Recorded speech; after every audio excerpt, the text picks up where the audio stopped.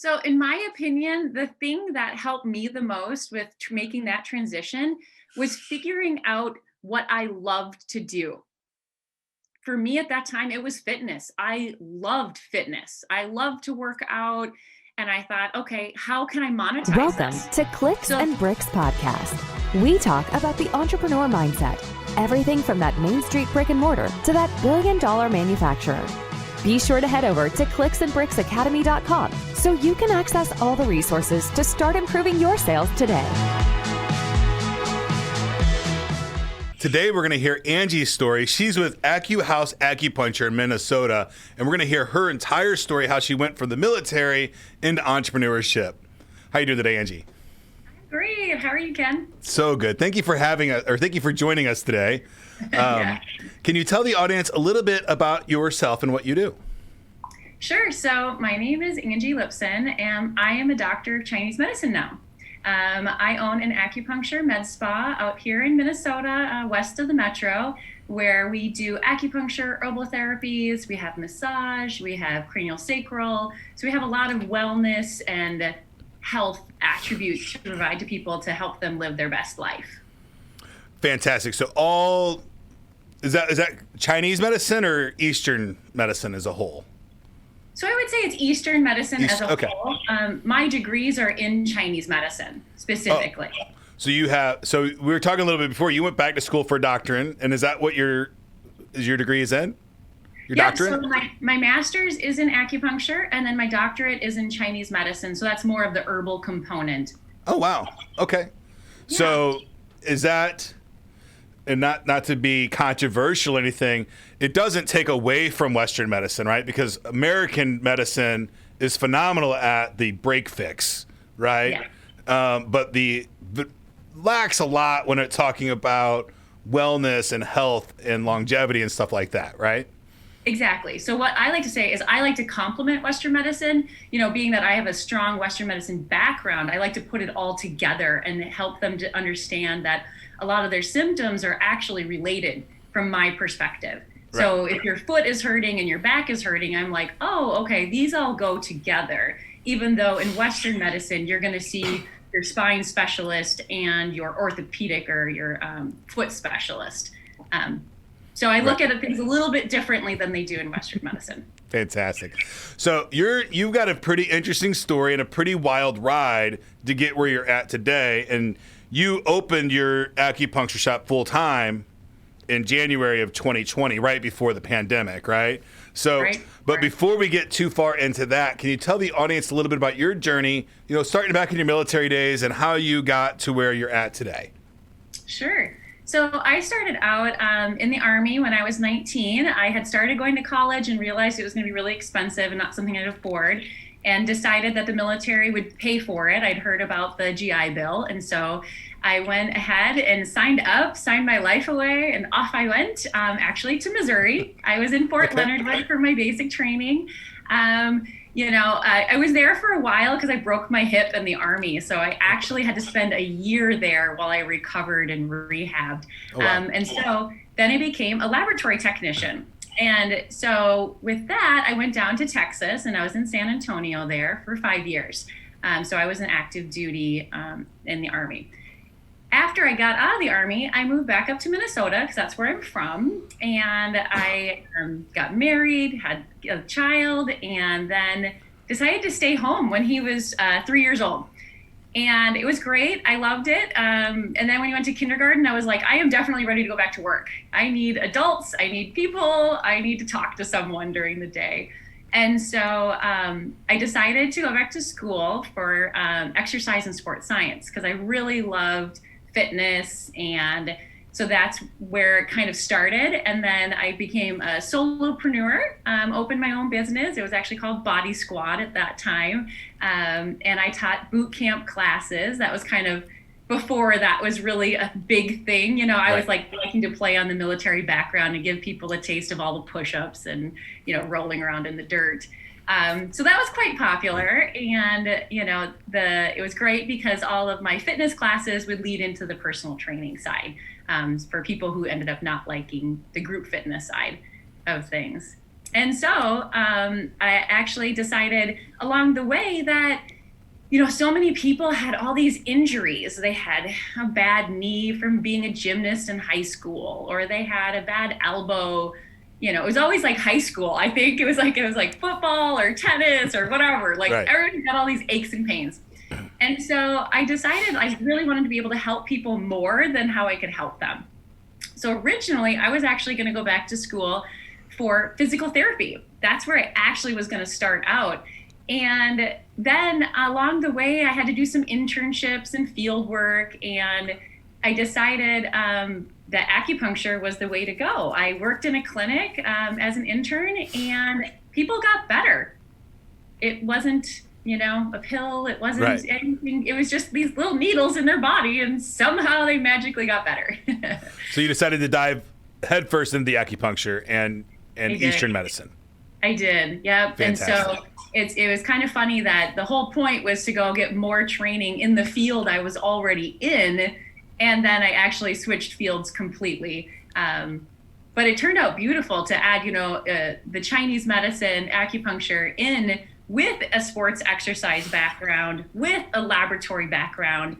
It's really helpful for me because then I can prescribe exercises for people and help them learn how to stretch, know which muscles are affected, or I can help them determine their laboratory results. Because a lot of times when they go to the doctor, they hear it and it comes at them so fast. The doctors are talking and talking, and then they're like, what? They go home and they don't know what any of it means.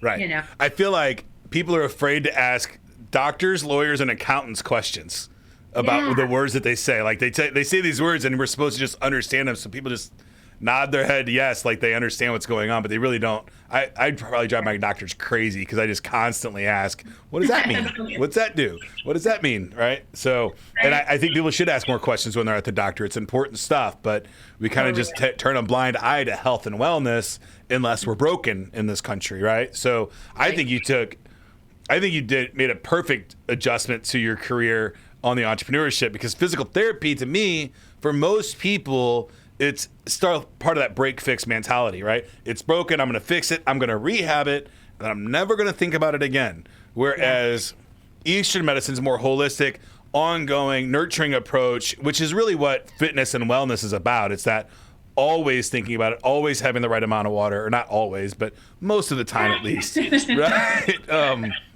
It's hard to get as much water in as you're supposed to. So I think it's a really great decision that you made, and probably helps you get clients on your marketing side a little bit better because you know more who your client is. They have to be open-minded to even go into this kind of medicine because, and I would say because the propaganda in our country has called this kind of medicine voodoo-ish or, kind of not real medicine because it's not a pill or a shot. And I think it's horrible where our country is currently at with wellness. So thank you so much for championing your cause in your city and your state, which is fantastic. Do you have an offer? If you're in Minnesota and you want to get acupuncture, give Angie a call. Look her up. Her website, Chris is going to throw up here on the bottom of the screen real quick. It's AcuHaus.com. Nice and easy. She's got can you tell them about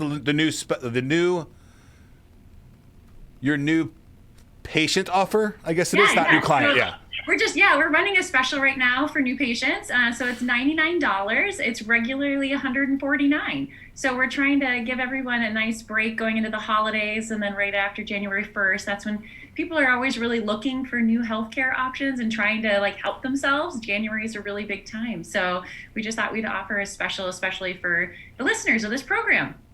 Fantastic. So what could somebody expect? And I'm going to ask you a couple more questions specifically on acupuncture a little bit later. But what can somebody expect on their first acupuncture treatment? Like, how long is it? Is it painful? Like, what would they be looking at? For sure. So in a first session, at our clinic, we do 1 hour sessions. A lot of other clinics can do up to an hour and a half.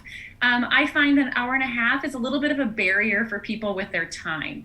And they don't have quite the time to take out of their day, between driving to a clinic and back to make for that long of an appointment. So what we do is they come in, obviously there's some paperwork you have to fill out, there's forms, just at your doctor's office. We follow HIPAA, so we have to have you sign everything. And then from there, I start going through a whole questionnaire of, what's your medical history? Do you have any conditions I should be aware of? Any medications, allergies? And then we go through all of your body systems so I can do a full body system check. And we finish all of that within about 20 minutes usually. Then from there, if the person is there to get needles, if I have other therapies besides needle work. So sometimes they're afraid of needles, and then we'll do more of tuning forks, where it looks like one of those musical instrument tuning forks that we put on the acupuncture points. So it's really nice for people that are really have needle phobias, or children, teenagers who are just scared. They don't have to be so scared, because I don't have to use needles all the time. But then if we were doing needles, I would place the needles on the acupuncture points that would benefit their body, and then they would rest for about 25 minutes with the needles in. That's what studies have shown is about the most effective time to get the results they're looking for. And then I would come back, we would take those needles out and just touch base about how, if I think they should come back in a week, or if I need to see them later the same week, if they have something really acute, like you just threw your back out, we would want to see you a little bit faster so we can help you feel better quicker. Fantastic. So I've got a couple questions later on the acupuncture and the benefits of it. But before we get into that, so you were a stay-at-home mom, and you transitioned into solo entrepreneurship, and then full-blown entrepreneurship where you've got a brick-and-mortar building, all of these things. Do you have one piece of advice for the woman that's at home right now, and her daughter or son is 3 to 4 years old, getting ready to start kindergarten in a year or so? What should she be doing today to prepare herself if she wants to be an entrepreneur when her child gets into elementary school? So in my opinion, the thing that helped me the most with making that transition was figuring out what I loved to do. For me at that time, it was fitness. I loved fitness. I loved to work out. And I thought, okay, how can I monetize this? So that's, I think, the big two things that they should sit down and figure out is really do a self-evaluation of like, what do I like? What do I want? What am I good at? What could I see myself doing, for the next 40 years? What do I like, versus, necessarily, there's lots of jobs you can go get, right? But if you're going to start your own business, you got to love it. It's way too much work not to love it. Absolutely. So I think and I don't want to take any credit away from a stay-at-home mom. My wife was a stay-at-home mom for the first 10 years of our marriage, until both of our kids were in school. And I don't want to say that she's not working at all, but you do have a looser schedule than if you had a full-time job and things like that. So you can take some time and test out a couple different things, see what you really, really like doing. I would almost recommend taking some like really limited part-time temporary work to do some different kinds of things, and maybe you fall in love with something. There's some things out there that you've never even thought about doing, but you try them for the first time and you absolutely fall in love. So I'm treading on thin ice here when I say, if you're a stay-at-home mom, take that extra time to really find out what you love, because I don't think you have extra time, because you're a 24-hour-a-day person that's working hard. It's not an easy job by any stretch of the imagination, and I think that we undervalue the stay-at-home mom in this country by dramatic proportions.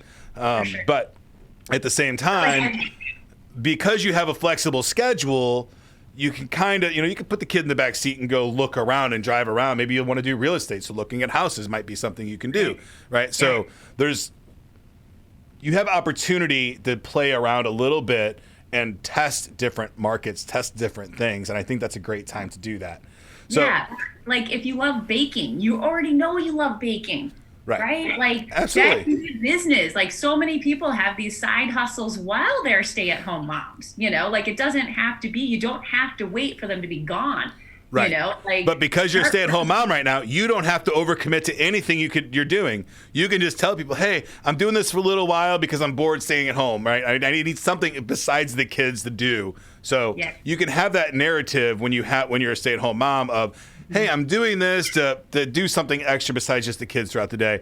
And you don't have to overly commit. Sometimes in entrepreneurship, you commit to something and now you have other people involved and you have other people's money involved sometimes, and you can't get out of that commitment because you're so committed to it. So I think that's a great time to play around with things without overly committing to them. And I think that's great advice of looking for the thing that you absolutely love. And when you find it, you know what it is.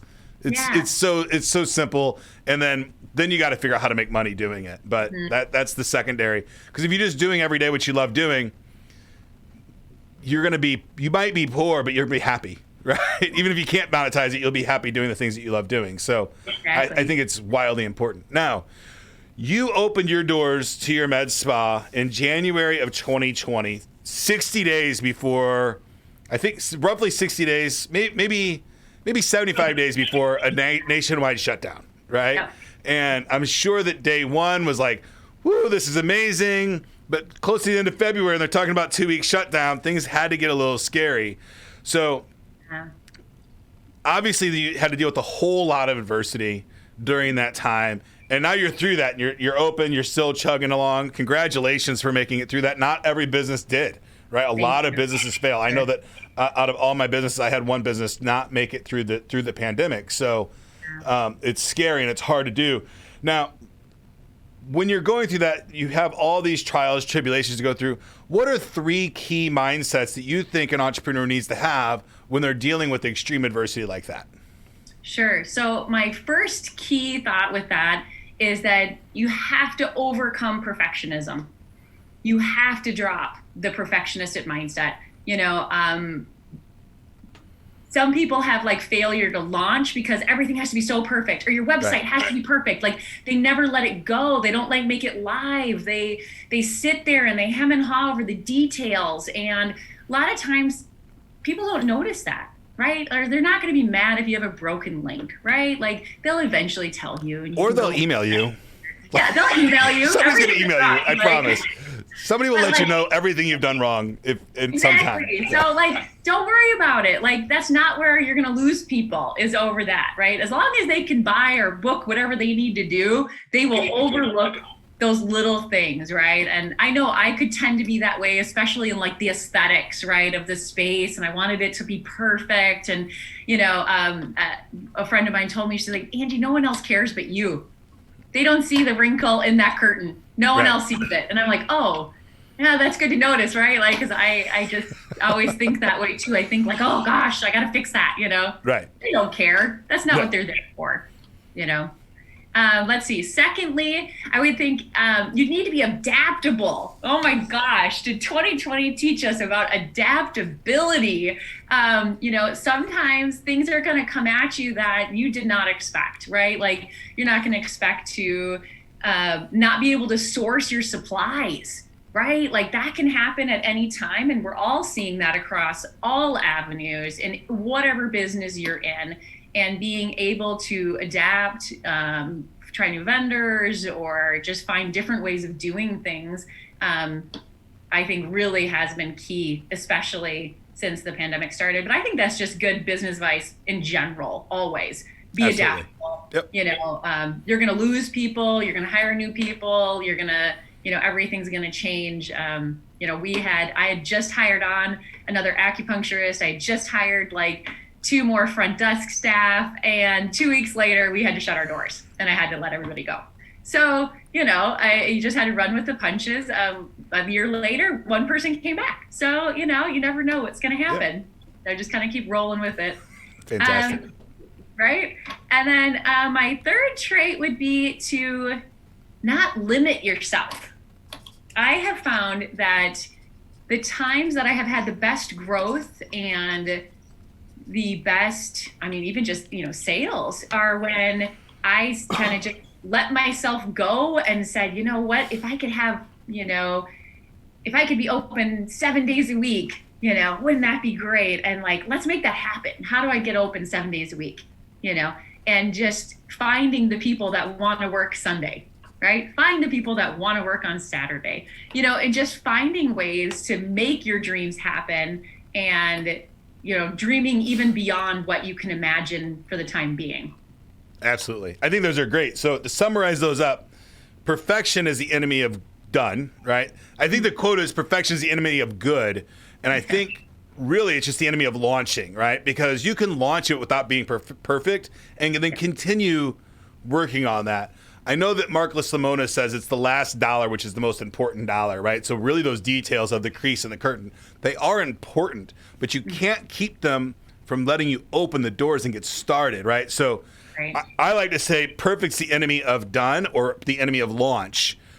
And you've got to get out of the mindset that you have to be perfect to get it out there. You have to have a viable product to get started. You don't have to have a perfect product to get started. And then with that, your audience will tell you what to change, right? So you can start managing those things and, have the comment cards out there. Make sure that you have feedback loops for your clients so they can communicate the things that you need to know about what their experience is, because you have a perception in your mind doesn't mean that it's correct or accurate, right? The next one is adapt or fail, right? I know for us, I go through, not me personally, a couple hundred rolls of toilet paper a month in our buildings, right? Because we got multiple buildings, all this stuff. And then all of a sudden you couldn't find toilet paper, right? And how do you deal with that? And, we had to learn how to make hand sanitizer because now there has to be hand sanitizer stations all over. And I think total, I don't know how many square feet I totally manage, but it's about 100,000 square feet of total space between all my buildings. So, it's a lot of things to deal with. So adaptability is huge. And then you said, don't limit yourself. And I call that small goals, right? And I can tell you that I've set these goals when I was younger, these like goals that, like the $100,000 a year goal, right? I think a lot of people have that mindset of, if I could just get to $100,000 a year, my life would be perfect. It's not true. By far, and it's way too small of a goal. I know when I hit it, I went on autopilot, right? So if you have small goals, there's two problems. One, you're going to hit any goal that you create and work towards. So make sure it's a crazy ass goal. It's huge. It should be something that you don't think you can actually get to, right? And then two, when you get to a goal, a lot of people tend to just go on cruise control, like, I hit my goal, I'm done, and that's a miserable life, right? I mean, being content with where you are, I think is, for me, the worst place on the planet to be. I don't like it at all. It's uncomfortable. Comfortable is the most uncomfortable thing in the world for me. Right? Yeah. So I don't like that feeling of everything's great because it's just that waiting for a ball to drop, right? And I'd much rather be pushing for something great to happen than waiting for this negative thing to drop behind me. And if I do that when the negative things drop, it's okay. I just fix them and keep working on my path. So I think those are fantastic tips. So I'm going to ask you a really hard question about acupuncture, which I think is a hard question, but I don't know. It might be super easy for you. What benefits does acupuncture have for a business owner? So the benefits for acupuncture for a business owner is that it's a really small market. So right now, like in the state of Minnesota, we only have 500 licensed acupuncturists. That's it. So I'm 1 out of 500. That is pretty good odds when you're starting a new business. It makes it easy to open the doors. Like I have another acupuncturist right in my same town. We're both super busy.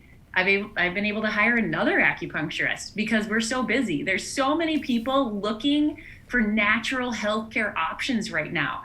They want to find ways to boost their immunity. They want to find ways to stay healthy, especially during a pandemic, that it makes acupuncture such an easy sell. I don't want to say people are like knocking down my doors, but pretty much. I mean, I'm not having to go beat the ground. Like they're all coming here. People are searching it on Google. It's kind of, like where chiropractic was like back in the 80s where chiropractors were like, ooh, what? That's weird. Like, I don't want people cracking me, and now fast forward now, there's chiropractors everywhere. Like everyone has a chiropractor. It's not even something you even think about, it's not a big deal. Acupuncture is still kind of on that bottom end of the slope, right? Like it's just starting to get known and be like, oh, that's interesting. A lot of celebrities are kind of doing it now. So you see that on TV and, Michael Phelps with his cupping marks, that was really big in the Olympics. A lot of the football players, make it more popular. So it's a great business right now because it is so new to the United States. I mean, really, Right.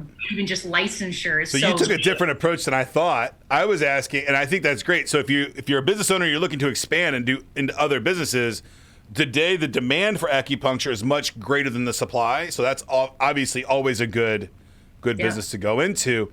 But I was talking more specifically for the holistic approach. Should a business owner, for mindset purposes or wellness issues, is acupuncture something that a person can do just to, if they're already in good health, to improve their health and improve their mindset? Oh, sure. I see what you're saying. Right. I love your first answer too. I didn't even anticipate that direction, which I think is also totally valid. If you're looking for a business to open and you're because you want to be an entrepreneur, or you have, a couple franchises that you own today and you want to, open something new, acupuncture, those kinds of Eastern medicine are popping up more and more throughout the country today.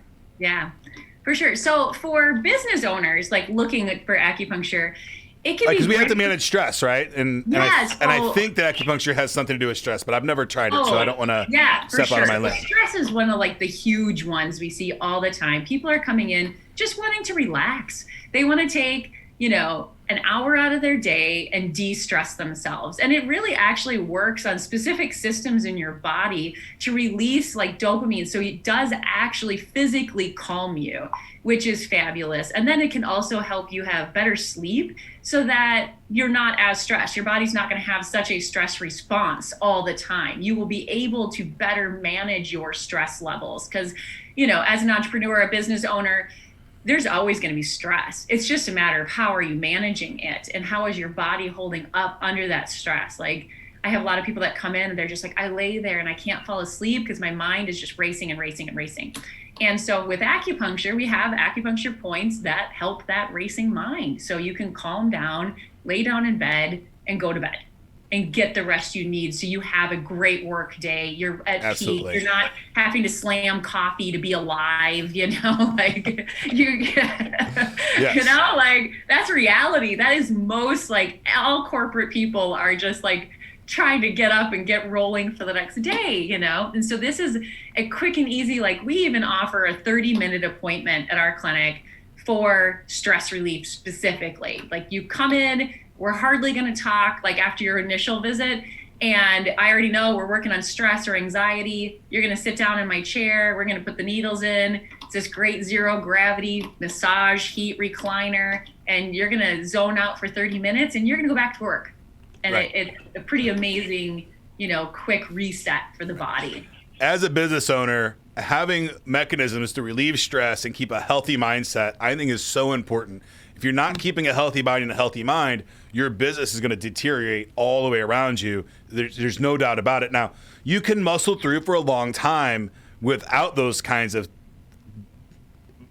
deterrents in your life. I don't want to call them vices because they're really great things, right? I go to the gym a lot. I do cryotherapy. I do a lot of those things to help me keep my body and my mindset sharp and moving forward. And I think they're all very important. And acupuncture is definitely something that I've thought about trying. I don't even know of a place in St. Louis that does acupuncture. So it would take a lot of research for me to do to even find somebody. So, but I think it's really fun stuff that you do. Thank you so much for being a champion for stay-at-home moms and women in the workforce in general. I think it's fantastic, and the work that you do, I'm sure, helps a tremendous amount of people. So thank you so much for what you do for our community. Oh, thank you. Awesome. That's it for today's show. Do you have anything to leave the audience before we go? Well, if you are curious about acupuncture, you can go either Google acupuncture near me. That's the top keywords that everybody puts in, and find yourself a licensed acupuncturist. That's what you'll be looking for. So a lot of times people don't know what to look for. You're looking for either registered or licensed acupuncturist. Fantastic. Are there unlicensed acupuncturists? So sometimes there will be like for entertainment purposes only? Other professions do acupuncture as a certificate option.